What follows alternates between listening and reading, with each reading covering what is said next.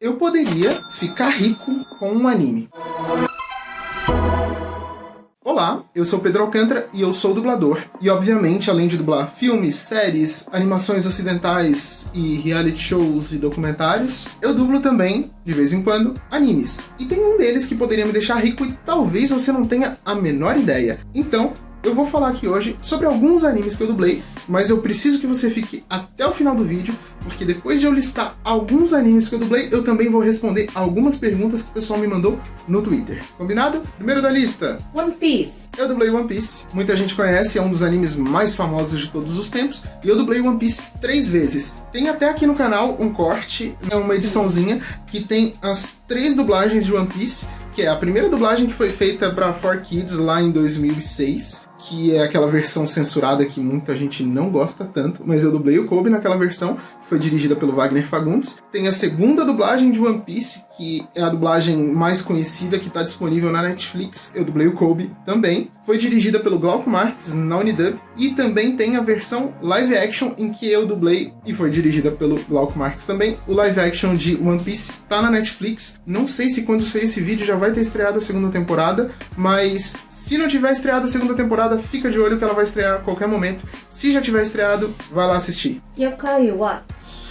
Yokai Watch é uma animação peculiar. Yokai Watch é um anime que é a adaptação de um jogo de videogame em que você precisa capturar criaturinhas. Parece que eu tô falando de Pokémon, mas na verdade Yokai Watch é um pouco diferente e eu poderia dizer que é um pouco mais louco do que Pokémon. Eu dublei o Nate, que é um garotinho que ganha um relógio que permite que ele invoque os yokais com quem ele já fez amizade. Aí todo episódio ele resolve algum problema relacionado a um yokai, ele pode enfrentar ou até ajudar esse yokai, e aí ele ganha uma medalhinha que ele pode usar depois para encaixar no reloginho dele e invocar esse yokai para ajudar ele a resolver outros problemas. É um anime muito legal, muito divertido. Eu também dirigi a dublagem da maior parte dos episódios e eu sinto muita saudade dele. Eu gostaria que eles mandassem mais temporadas para serem dubladas, porque ia ser muito legal. Frieren. É um anime da Elfa que todo mundo ama. Elfa depressiva, linda, maravilhosa. Eu dublo o Lange, que é um garotinho de óculos que tá sempre muito sério.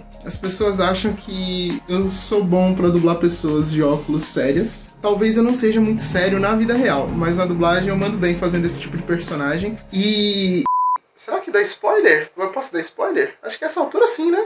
O menino vai lá no exame Chunin deles, que não é um exame Chunin, mas vocês entenderam? Só que ele não vai. Ele manda clone dele. O cara faz aventura, é quest EAD. Ó, um adendo aqui, pessoal. Se vocês gostam bastante do Pedro nesse anime, coloca aqui embaixo se ele deve fazer cosplay de Lange e o de Vel. A Bel é a menina que é doida pelo Lange. Dinossauro Rei. Dinossauro Rei é um anime com o qual eu me identifico um pouco, porque meu nome é Pedro Alcântara, que é um nome de monarca, apesar de eu não ser monarquista. E eu amo dinossauro. Eu dublava o Rod, que era um menininho que usava boininha e aquele óculos de aviador. E é um elemento visual muito comum em animes, né? Principalmente animes dos anos 90 e começo dos anos 2000, o óculos de aviador, principalmente para personagens que não necessariamente iam pilotar avião. Eu achava aquilo o máximo, só que eu achava que era óculos de natação. E se vocês procurarem esse anime dublado, vocês vão ver que também tem a Flora Paulita criança nesse anime. Meu Deus, todos os nenéns. Todo mundo muito neném. Era um anime muito divertido de dublar, apesar do Rod aparecer menos que as outras crianças, porque ele era meio que da turma dos vilões. Mas eu me divertia muito dublando Dinossauro Rei. Deixa aí nos comentários se você lembra de Dinossauro Rei. Ah, Pedro, mas eu vou fazer um comentário para cada assunto que você falar? Sim, por favor. Se inscreve no canal, ativa o sininho, clica no meu apoia-se, deixa o like. Pode até comentar qualquer coisa. Comenta qualquer coisa. Uma vírgula, um ponto, só pra... uma receita de bolo. Tem o Live Pix aqui também, se você quiser mandar um apoio pro Live Pix. Falando em dinheiro, sabe um anime que poderia me deixar rico? Detective Conan. Detective Conan conta a história de um adolescente, um aluno de ensino médio chamado Shinichi Kudo. Ele é muito enxerido e ele é metido a detetive, então ele gosta de... é tipo um Scooby-Doo, né? Ele gosta de investigar crimes e mistérios, só que aí numa dessas, ele acaba encontrando integrantes de uma grande organização maléfica, criminosa, e esses caras dão pra ele um veneno que é experimental, eles ainda não sabem qual vai ser o efeito do veneno, eles estão torcendo que esse veneno acabe com ele. Suspensão de descrença, galera. Quando a gente vai assistir uma obra de ficção, a gente tem que acreditar naquela fantasia. E o veneno transformou ele em criança. E aí eu dublo ele criança. E aí poucas pessoas sabem que aquela criança é o Shinichi. E aí ele adota uma nova identidade, que é Conan Edogawa, que é uma criança que vai ajudar a investigar crimes. Por que esse anime poderia me deixar rico, mas não deixou? Porque eu dublei vários longa-metragens que vieram pro Brasil. Infelizmente só um deles foi exibido em cinema, né, que foi mais recentemente. E tem uma série animada do Detetive Conan, que tem todos os episódios do mundo. É tipo uma série muito longa, começou nos anos 90, não acabou até hoje. Tipo One Piece. Só que nunca foi dublada oficialmente essa série. Então, caso alguém queira dublar essa série, e caso essa empresa considere que a minha voz continua sendo adequada pro personagem, e aí se eu dublar a série inteira, isso vai ser um trabalho bom pra mim. Eu adoraria que isso acontecesse, só que é o tipo de coisa que não é a gente que decide, então fica só no campo das ideias. A gente torce aí pra que algum dia alguém queira dublar Detective Conan, e caso isso aconteça, se acharem adequado, eu continuo dublando ele. Mas é isso aí.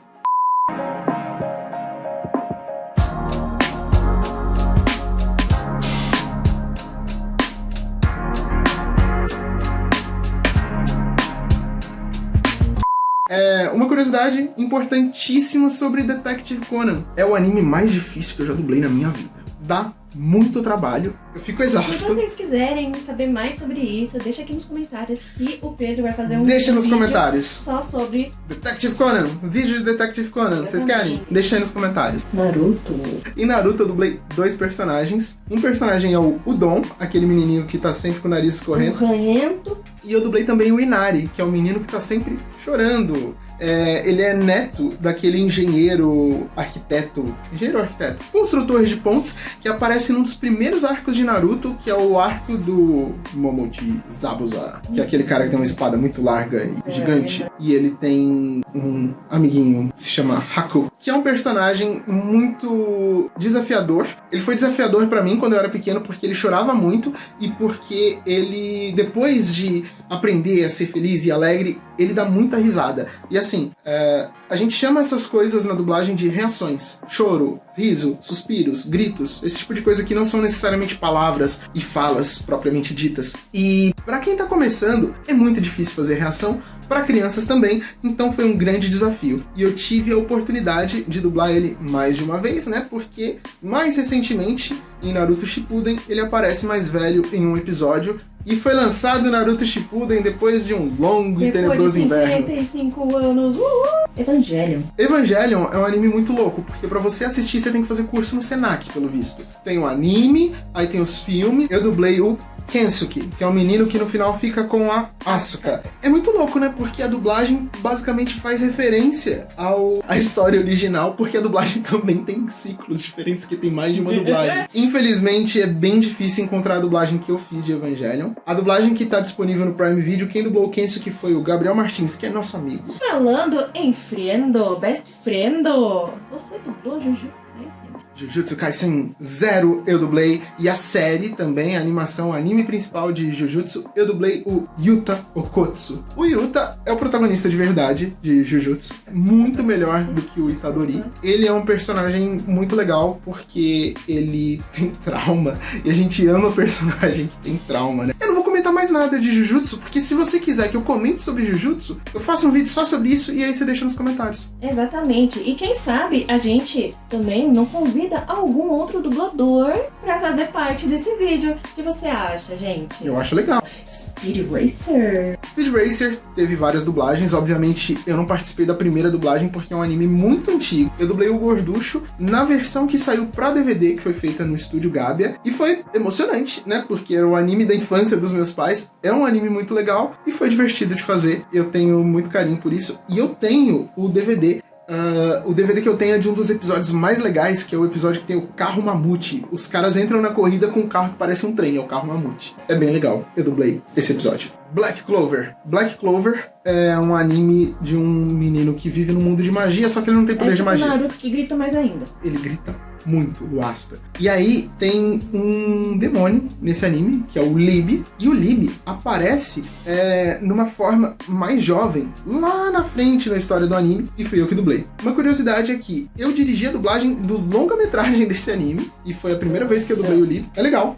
Demais. Bem divertido. Eu dublei o Lib nesse longa-metragem e depois eu retornei na série principal e é divertido. Eu arrebento a minha voz dublando ele, mas é bem legal. Tonikawa, também conhecido como Tonikaku Kawaii, é um anime muito louco. Eu sei que tem muito fã aí, eu sei que vocês amam o Nasa e a Tsukasa, mas é um anime muito louco. É um anime muito fofo, pra quem não conhece, é sobre um casal que se junta da forma mais inesperada e esquisita possível. O Nasa, ele tá se formando no ensino médio e aí ele vê uma mocinha muito bonita na rua, ele se distrai e ele é atropelado e aí ele pede ela em casamento ali no momento de delírio ali, o moleque tá todo arrebentado e aí muito tempo depois ele nem lembrava disso, ela aparece na casa dele numa madrugada e fala: vamos lá no cartório que eu vim casar com você. E aí mostra o dia a dia de um casal que mal se conhece. É muito bonitinho, é muito fofo, mas também é muito esquisito. E dá pra gente ver que tem muitos elementos ali que são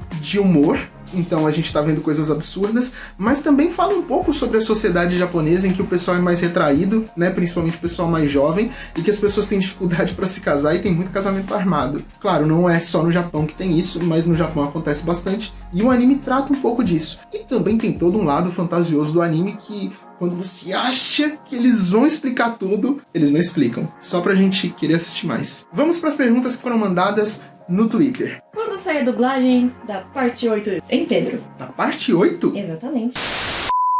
Fala sobre coisas que inevitavelmente se perdem nas dublagens, tipo, pela falta de honoríficos ou piadas que não fazem sentido. E como isso nem sempre é grande coisa, pois funciona da mesma forma. Bom, honoríficos, pra quem não sabe, são aquelas palavrinhas que tem no japonês, que eles colocam às vezes no final do nome das pessoas pra mostrar qual é a relação que elas têm, tipo, kun, chan. Isso não é exatamente um problema, né? Porque essas palavrinhas não existem no português, mas uma coisa que a gente não para pra refletir às vezes é que os idiomas não são mesmo equivalentes, né? Não é trocar uma palavra por outra, e por isso existem saídas para esse tipo de coisa. Da mesma forma que os japoneses colocam essas partículas no final das palavras para determinar, para demonstrar a relação que elas têm de respeito, carinho ou o que for com outras pessoas, no português a gente tem outras formas de dizer isso, até com a escolha de palavras que a gente vai ter. Um exemplo bem simples, a gente fala com as outras pessoas usando a palavra você ou tu, dependendo da região e dependendo do nível de formalidade. Mas tem gente que às vezes vai falar com uma pessoa mais velha ou com alguém que está atendendo ela numa loja ou com um professor e usa a palavra senhor para falar com aquela pessoa. Então isso já é uma equivalência, né? A gente não vai sempre trocar uma palavra por outra nos idiomas, a gente vai encontrar um novo caminho, uma nova forma de expressar aquela ideia.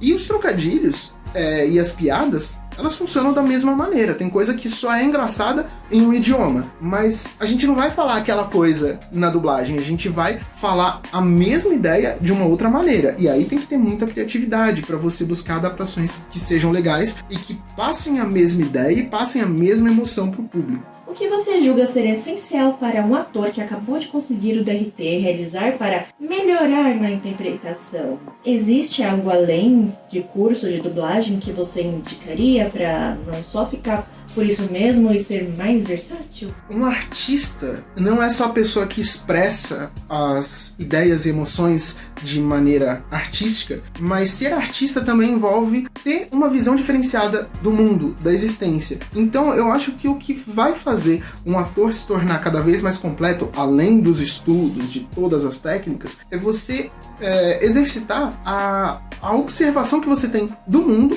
e também das artes. Uma coisa que eu recomendo para a maioria das pessoas que está começando a dublar é que essas pessoas assistam a obras que elas não estão normalmente acostumadas a ver. Então, por exemplo, o cara é fã de anime. Beleza, legal, mas quando você se tornar dublador, você não vai dublar só anime. Então é importante que você veja filmes completamente diferentes, de gêneros que você não está acostumado a ver, mesmo que você não goste muito, Primeiro porque vai ser um estudo legal, você vai ver novas formas de interpretar, novas linguagens, você vai ter ideias diferentes, você vai poder se inspirar naquelas pessoas, na forma como aquelas pessoas interpretaram aquele roteiro, e você também pode acabar descobrindo coisas diferentes das quais você gosta. Algum papel em anime te tirou do lugar comum na dublagem? Tipo, seus personagens costumam ser mais jovens, mais bonzinhos e às vezes MG. Já rolou de fazer algo totalmente fora da casinha? Se sim, você curte quando acontece? Bom, eu acho que tem alguns exemplos que eu posso citar.